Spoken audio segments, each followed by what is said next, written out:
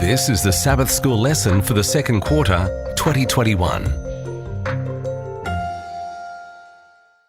Lesson 6 for May 1 to 7, Abraham's Seed, read by Dr. Percy Harrold. Monday, May 3, Land Deal. Our text for today is Genesis 35 and verse 12. The land which I gave Abraham and Isaac I give to you, and to your descendants after you I give this land. The promise that a land would be given to God's people, Israel, was first given to Abraham and then repeated to Isaac and Jacob. Joseph's deathbed words repeated this promise in Genesis 50 verse 24. And Joseph said to his brethren, I am dying, but God will surely visit you and bring you out of this land, to the land of which he swore to Abraham, to Isaac, and to Jacob. God informed Abraham, however, that 400 years would pass before the seed of Abraham would take possession of the land.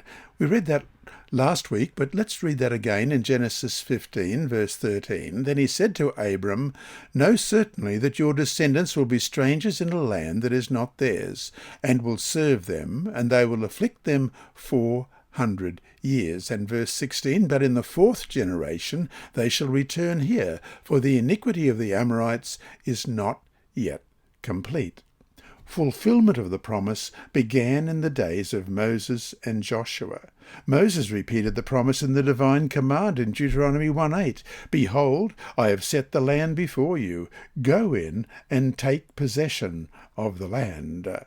And then we read in Deuteronomy 28:1, Now it shall come to pass, if you diligently obey the voice of the Lord your God, to observe carefully all his commandments which I command you today, that the Lord your God will set you high above all nations of the earth.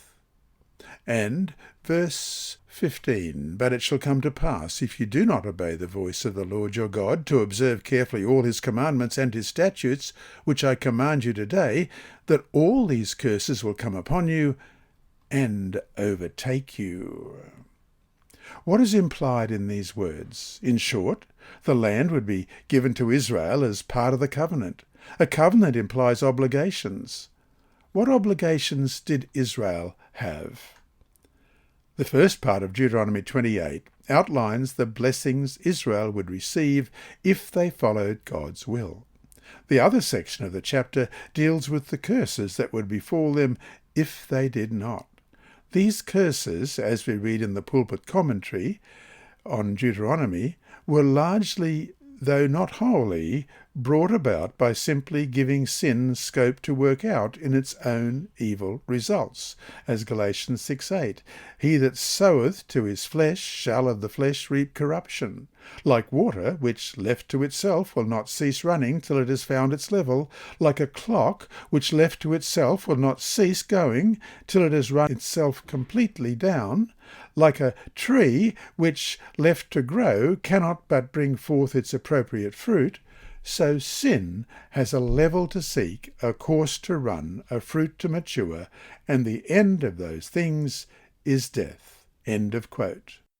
Despite all the promises of land, those promises were not unconditional. They came as part of a covenant. Israel had to fulfill her end of the bargain. If not, the promises could be nullified. The Lord made it very clear, more than once, that if they disobeyed, the land would be taken from them. Read Leviticus 26:27 to 33. It's hard to imagine how the Lord could have been more explicit with his words. Leviticus 26, beginning at verse 27. And after all this, if you do not obey me, but walk contrary to me, then I will walk contrary to you in fury, and I, even I, will chastise you 7 times for your sins. You shall eat the flesh of your sons, and you shall eat the flesh of your daughters. I will destroy your high places, cut down your incense altars, and cast your carcasses on the lifeless forms of your idols, and my soul shall abhor you. I will lay your cities waste, and bring your sanctuaries to desolation, and I will not smell the fragrance of your sweet aromas. I will bring the land to desolation, and your enemies who dwell in it shall be astonished at it. I will scatter you among the nations, and draw out a sword after you. Your land shall be desolate, and your cities waste.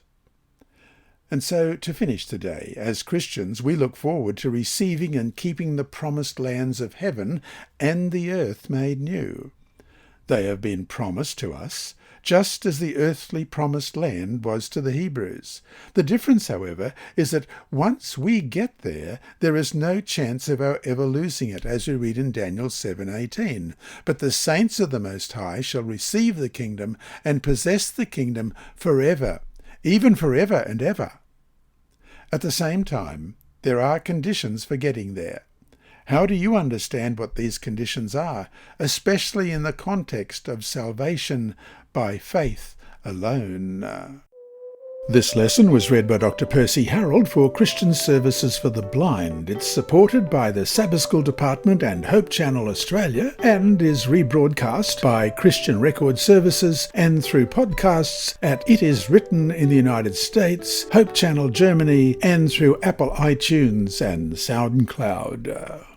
Remember, God is always faithful.